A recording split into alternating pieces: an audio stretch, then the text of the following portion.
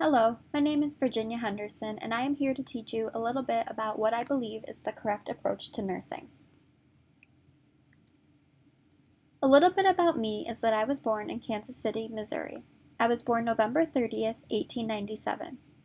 I was one of 8 children, and I have a long line of family members who were educators and scholars. I have many degrees, but I received my first diploma in 1921 from the Army School of Nursing in Washington, D.C. So, what is my definition of nursing? To me, nursing is primarily helping people, sick or well, in the performance of those activities contributing to health or its recovery or peaceful death, that they would perform unaided if they had the necessary strength, will, or knowledge. It is likewise the unique contribution of nursing to help people to be independent of such assistance as soon as possible. I said this in 1978. Nurses need to focus on inpatient care and how to better that person so they can continue to care for themselves post-discharge. Key points of my theory. Rehabilitate the patient in the hospital and educate them on the skills needed in continuing care for themselves once they are discharged from the hospital. My theory is broken down into 14 nursing duties that correlate to the basic need of humans.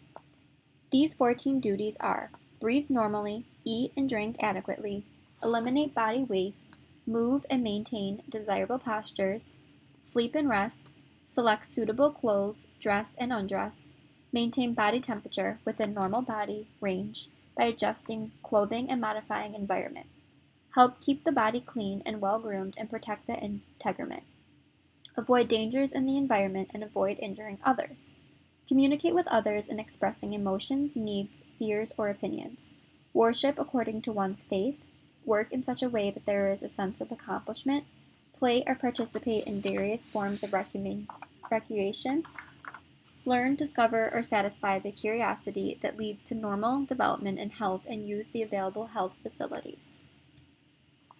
How my theory meets the key points of the nursing theory. My theory discusses the 4 major concepts of a theory: person, health, nurse, and environment. The patient is the nurse's main focus in their time of need. They need the nurse's assistance to achieve health benefits, independence, or palliative care. My theory explains the holistic perspective for these patients that includes the biological, physiological, sociological, and spiritual components. The environment changes based off where the care is done. In the hospital, the nurses care for their patients' health concerns, but when they are discharged, the environment changes to that person's home or rehab center that correlates nursing education that was done in the hospital and the interventions that need to be done to maintain independent use outside of the hospital. My theory is an example of a grand theory. A grand theory provides a conceptual framework under which the key concepts and principles of the discipline can be identified. The need theory takes the basics and then digs deeper into the care of the patient. This can be seen in my 14 basic need guideline. The article that I'm about to explain uses my 14 basic human needs and uses them for childbirth education. My theory takes the patient, who is the mother that is preparing to experience childbirth, and allows the nurse to educate her before childbirth, treat her in the hospital, and then provide the mother with what she needs to continue care for her child independently when she goes home. Knowledge provides confidence to the mother. Breathe normally. Mothers are educated on ways to breathe during childbirth. They are told to find one that is comfortable for them. Many times, deep breathing techniques are taught for when the contraction's intensity increases. Eat and drink adequately.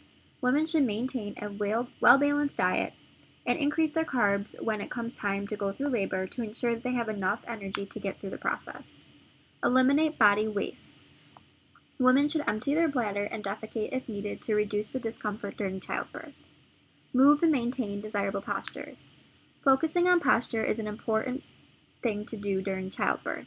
Upright positions can help descend the baby, and it is shown that free movements can intensify the contractions that end up leading to a shorter labor. Sleep and rest. Sleep deprivation can cause a negative impact on labor. Nurses educate on methods to get the right amount of sleep: low lighting during mid-sleep wake cycles, dietary changes, positioning techniques, to support the uterus and extremities are all examples of what can be taught to the mother. Select suitable clothes. Comfort is a must during childbirth, and nurses must tell their patients they should dress appropriately. Maintain body temperature. Pregnancy affects metabolic temperature, and nurses should tell their patients that this happens and make the adjustments that they need to do. Keeping the body clean and well-groomed. This is when the mothers take showers during labor. Showers or baths help to relax the body and potentially reduce pain. Avoid dangers in the environment and avoid injuring others. Nurses must teach mothers of harmful actions that can be done to jeopardize their baby. Communicate with others and expressive emotions, needs, fears, or opinions. Pregnancy will lead to many emotions. It is important to communicate and listen to the mothers when they need to talk about something. Worship according to one's faith.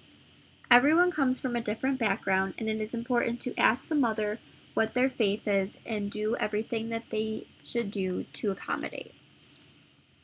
Work in such a way that there is a sense of accomplishment. Many mothers explain childbirth to be empowering when the transition to motherhood occurs. Play or participate in various forms of recreation. Role-playing before childbirth often can help the mother relax and not have issues when she is about to experience childbirth. Learn, discover, or satisfy the curiosity that leads to normal childbirth and health, and use the available health facilities. This can be identified as childbirth education classes that pregnant women would take. My case study. For the purpose of this example, I have changed the patient's name to Ms. Smith and provided an unrelated picture of this patient. This is based off a patient that came into a nearby hospital. Ms. Jones was admitted to the hospital with symptoms of HHNS, hyperglycemia, hypermolalgia, non-ketotic syndrome.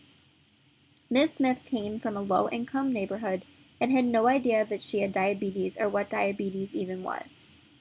Upon admission, staff took care of the problem, but further education was needed to allow Ms. Smith to treat her newly diagnosed illness when she left the hospital. Diabetes is a lifelong illness. Treatment in the hospital is only treating part of the illness. Education on daily diabetic management is key to living a normal life. It is important to follow the need theory and base your inpatient care to post-patient discharge management. So how does this case study represent my theory? Here is how. Breathe normally. Diabetes can lead to pain. It is important to educate patients on various breathing techniques to get through the pain. Eat and drink adequately. Low carb and well-balanced meals are important to management of blood glucose levels. Eliminate body waste. Many times diabetes will cause kidney damage. It is important to teach the patient about drinking plenty of fluids to adequately flush out the body. Move and maintain desirable postures. Proper exercise is needed to maintain a healthy weight and blood glucose level. Sleep and rest. Sleep and rest allows the body to regenerate and function properly. With diabetes and hyperglycemia, there is an increased rate for infection. This is why it is important to teach the patient that they should have an adequate amount of sleep each night to better manage their disease. Select suitable clothes. Many diabetic patients will need to give themselves insulin shots. Patients should be told to wear comfortable clothing so then when they need to give themselves an injection, the site can be accessed easily. Maintain body temperature. Maintaining blood sugar is one way to help regulate a person's body temperature. Keep the body clean and well-groomed. Foot care is very important to diabetic patients, especially those with neuropathy. Avoid dangers in the environment and avoid injuring others. Diabetic patients should never go barefoot due to the possibility that they could be developing neuropathy. Communicate with others in expressive emotions, needs, fears, or opinions. Diabetes is a lifetime disease, and there are many fears and anxieties that can come from this.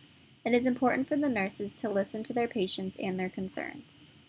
Work in such a way that there is a sense of accomplishment. Monitoring blood glucose levels when prescribed is a good way to have a sense of accomplishment. Or if the patient is overweight and needs to lose weight, they can get their accomplishments done by exercising adequately. Play or participate in various forms of recreation. There are support groups available to help cope, and some groups could even be the exercise groups. Learn, discover, or satisfy the curiosity that leads to normal development and health, and use the available health facilities.